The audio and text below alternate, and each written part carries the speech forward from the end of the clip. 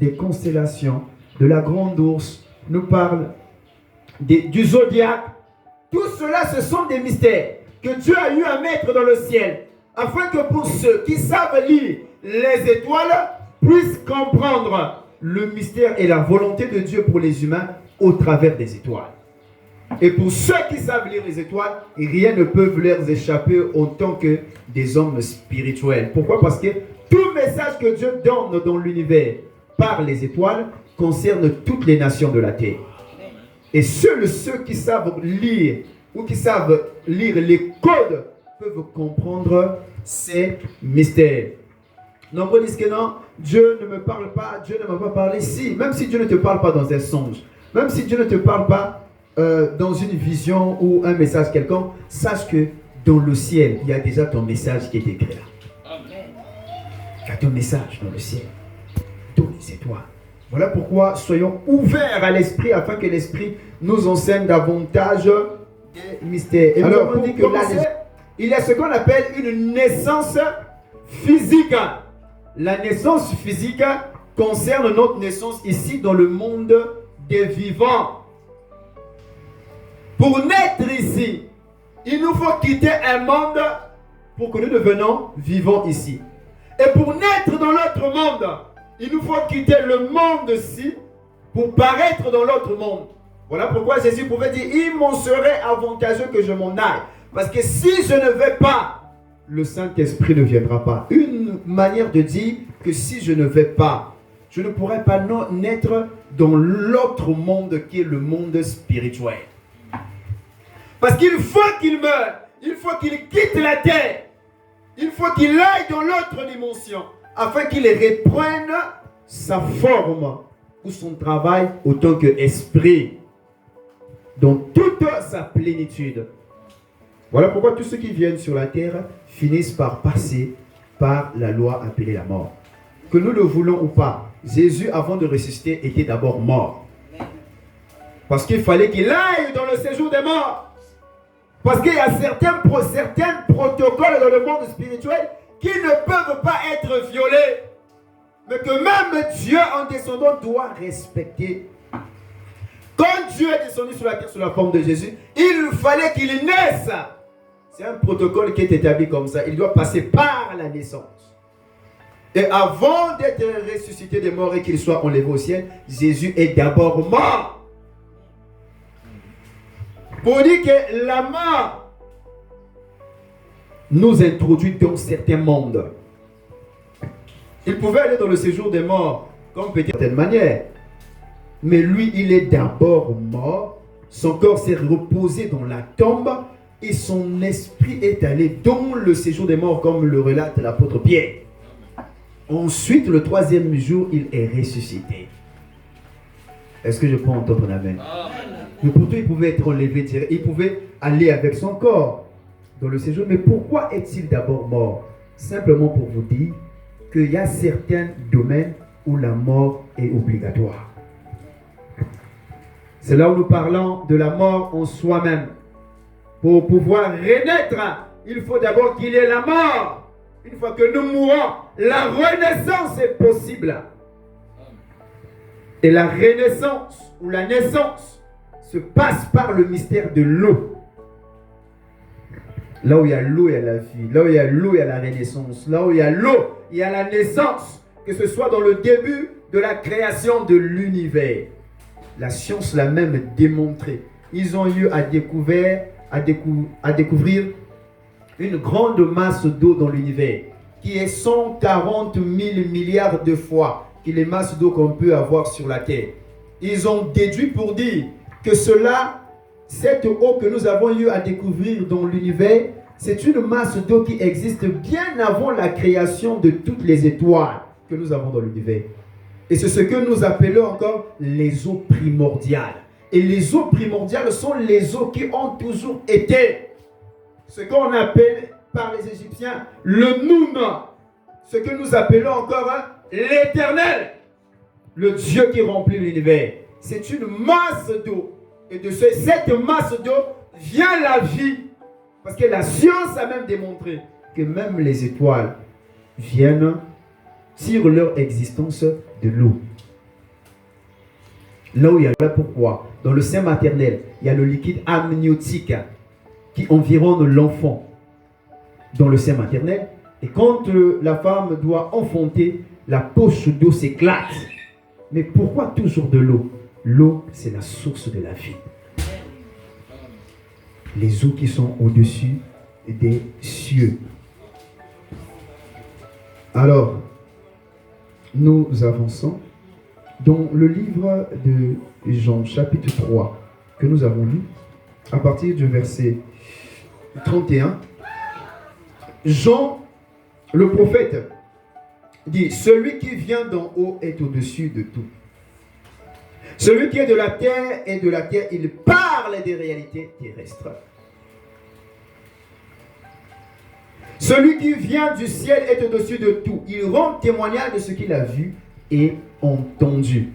Et dans le livre de Jean, chapitre 3, versets 1 à 6, où nous avons lu, Jésus-Christ dit à partir du verset 6, ce qui est né de parents humains est humain, et ce qui est né de l'esprit est esprit. Quand Jean déclare que celui qui est né, celui qui est du ciel, est au-dessus de tout, il parle de Jésus. Il rend témoignage de ce qu'il a vu et entendu. Mais si je veux prendre un angle pour vous montrer que celui qui vient du ciel, celui qui est du ciel, qui est au-dessus de tout, c'est celui qui est né de l'esprit. Et celui qui est né de l'esprit n'est autre que cette personne qui est spirituelle. Voilà pourquoi Jean a dit, celui qui est né des parents humains parle de manière humaine. Celui qui est terrestre parle de manière terrestre et des choses terrestres. C'est la différence que ces écritures nous montrent entre l'homme terrestre et l'homme spirituel. De comprendre ou de vivre selon les réalités spirituelles. Donc quand Jean dit que celui qui est du ciel est au-dessus de tout, il est né de l'esprit, cela veut dire quoi? L'homme spirituel est au-dessus de tout. Le monde dans lequel nous sommes est dirigé par 3 catégories de personnes qui dominent le monde. Nous avons les hommes d'affaires, nous avons les politiques et nous avons les hommes spirituels. Ce sont les 3 catégories. Des gens qui dominent le monde. Mais parmi ces 3 catégories, que tu sois politique, que tu sois homme d'affaires, il y a une particularité que tu ne dois pas manquer. C'est la particularité spirituelle. Amen. C'est la vérité. Quand la spiritualité t'a quitté, tu seras manipulé parce que pour vaincre dans le domaine politique, pour vaincre dans le domaine des affaires et pour dominer, il faut avoir des lois et des principes liés au monde des esprits. Certains ont des entités, des puissances surnaturelles qui les accompagnent afin qu'ils gouvernent et dominent. Certains sont dans certaines obédiences, certains dans certaines loges, certains dans des églises. Chacun a une réalité spirituelle qui fait sa grandeur et qui détermine son avenir. Je ne parle pas des gens qui remplissent des églises, mais je parle des gens qui ont compris le domaine de l'esprit. On peut aller à l'église, on peut écouter les bons sermons des hommes de Dieu, mais sans pourtant devenir spirituel. Pour devenir spirituel, il faut naître. C'est là où je vous ai parlé dernièrement de la différence entre un conseiller spirituel et un père spirituel. Le père spirituel te donne naissance dans le monde de l'esprit. Il devient un homme qui t'initie ou qui te donne la connaissance du monde de l'esprit. C'est ça un père. Mais un conseiller, c'est juste quelqu'un auprès de qui on prend des conseils, mais sans pourtant être obligé de naître et de devenir un homme spirituel. Mais celui qui te donne naissance dans le monde de l'esprit, qui t'initie, celui-là devient un père spirituel. Alléluia. Ah mais oui, il devient un père spirituel. Alors, donc Jean est en train de révéler la nature de Jésus. Jésus est né comme tout homme, c'est-à-dire qu'il est né d'une femme. Il est né d'une femme, il est devenu un homme. Son corps était 100% homme dans son corps. Mais dans son esprit, c'était la plénitude de Dieu qui demeurait. Voilà pourquoi Jean a dit, celui qui vient d'en haut. Il dit, Dieu le donne un esprit sans mesure. Dieu le donne l'esprit sans mesure. C'est la plénitude. C'est-à-dire que tout Dieu habitait en Jésus. Dans le corps appelé Jésus. Tout Dieu habitait à l'intérieur. Alors il dit, celui qui vient du ciel est au-dessus de tout. Il rend témoignage de ce qu'il a vu et entendu. Un homme spirituel rend témoignage de ce qu'il voit et de ce qu'il entend du monde des esprits. Amen. Ah oui, c'est ça un homme spirituel. Celui qui vient du ciel, c'est celui qui est spirituel. Il rend témoignage de ce qu'il voit et entend. Et Jésus-Christ, quand il a commencé à rendre témoignage, les gens commençaient à l'appeler Belzébul. Il a dit que si vous n'arrivez pas à supporter les choses célestes, si vous n'arrivez pas déjà à supporter les choses terrestres, comment devrais-je vous parler des choses célestes? Parce que c'est des choses bien plus grandes, qui peuvent même vous rendre fou. Parce que c'est des choses dont vous n'êtes pas habitué à entendre. Ce sont des mystères. Mais que si autant qu'humain tu entends, tu risques d'être troublé. Comment? Jésus a dit comment? Déjà à cause des choses terrestres que vous voyez, vous me traitez de Belzébul, le chef des démons. Et si je vous révélais les choses célestes? C'est là où vous voyez qu'il y a souvent des réticences en ce qui concerne le domaine de la révélation. Mais nous allons avancer. Nous parlons de ce que Dieu nous dit de fait.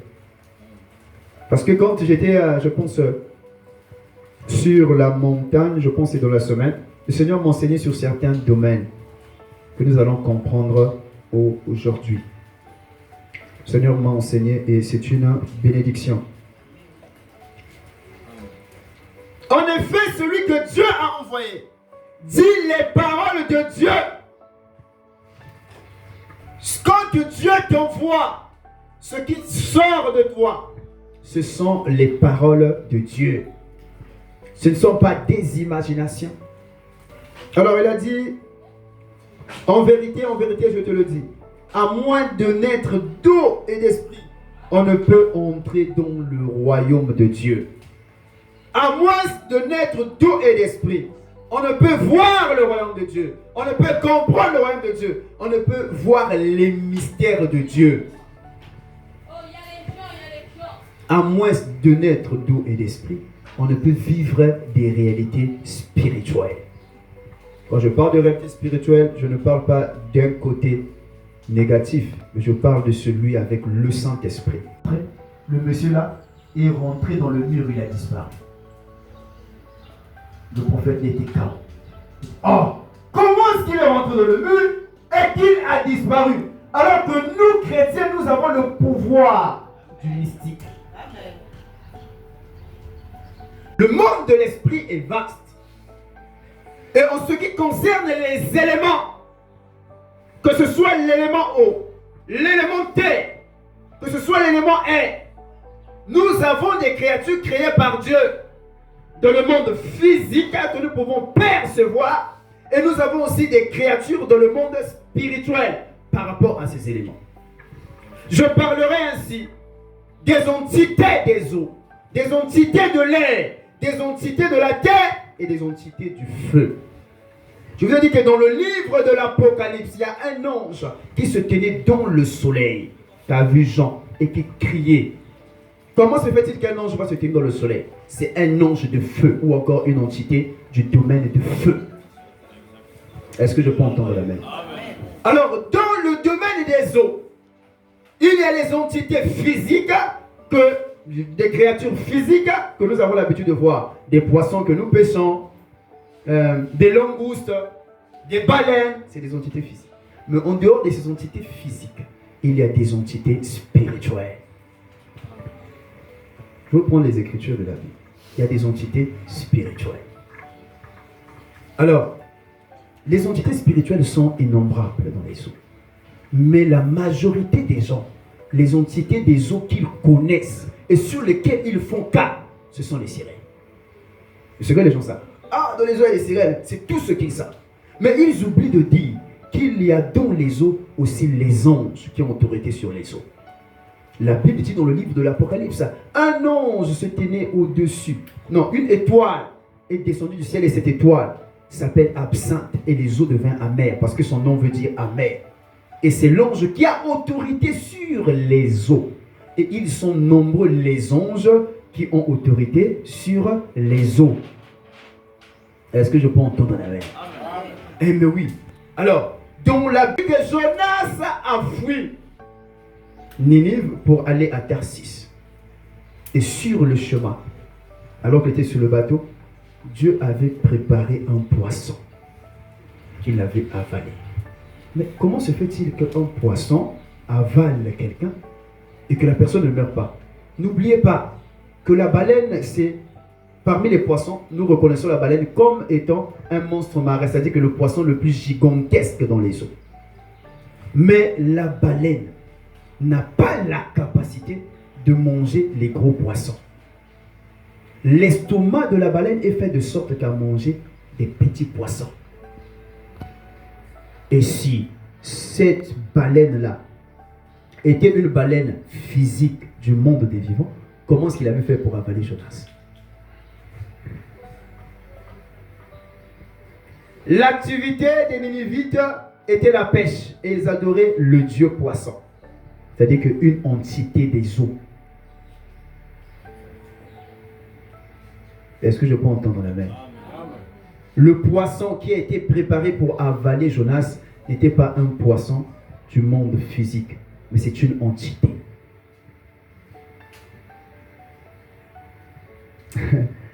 Est-ce qu'il y a quelqu'un qui comprend?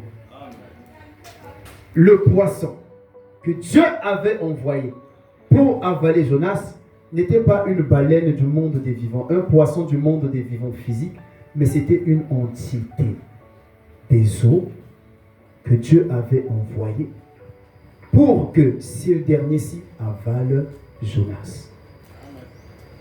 Les Ninivites adoraient le dieu poisson. Cela veut dire que dans leur mythologie, ils croyaient en cette divinité qui avait la capacité de leur apporter le succès dans le domaine de la pêche. Parlons des entités des eaux, comme le poisson qui a avalé Jonas. Ce poisson était une entité des eaux, disposée pour ce jour et que Dieu avait donné l'ordre d'avaler Jonas pour qu'il ne soit pas emporté par les eaux jusqu'au 3e jour qui devait montrer la résurrection du Seigneur Jésus. Mais je ne dis pas que c'était un autre esprit, autrement qu'une entité, je dis bien une entité des eaux qu'on appelle poisson. Et c'est ce poisson-là que les Ninivites adoraient selon le livre de Jonas. Et Jésus-Christ, dans le livre de Matthieu, chapitre 17, dit à l'apôtre Pierre, pour ne pas troubler les gens, va au lac et va pêcher le premier poisson que tu prendras. Tu ouvriras la bouche et tu prendras une pièce afin de payer les impôts. Encore une fois, les finances, les grandes richesses financières sont liées au monde des eaux. Mais là, le Seigneur Jésus-Christ nous donne une précision.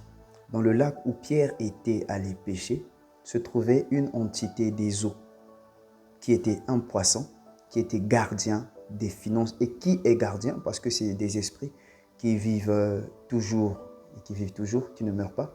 Donc cette entité dans ce lac-là est une entité gardien des finances. Quel mystère se cache et qu'est-ce que Jésus-Christ voulait nous enseigner? Jésus-Christ, une alliance avec une entité des eaux qui est un poisson gardien des finances. Une fois que Pierre l'a fait, il a remis le poisson dans les eaux et Pierre a ramené la pièce. Pourquoi Jésus-Christ l'a fait? C'est parce que Jésus-Christ avait une alliance avec cette entité gardienne des finances dans ce lac où Pierre était allé pour pêcher. Et c'est ce mystère des entités que nous devons dévoiler. Mais comment faire? Qu'est-ce que nous devons faire? Pourquoi Jésus l'a fait? Et quelle est notre part, notre rôle par rapport à ça? Nous sommes à une période très, très avancée où nous tendons à la perfection. Que le Seigneur Jésus-Christ vous bénisse.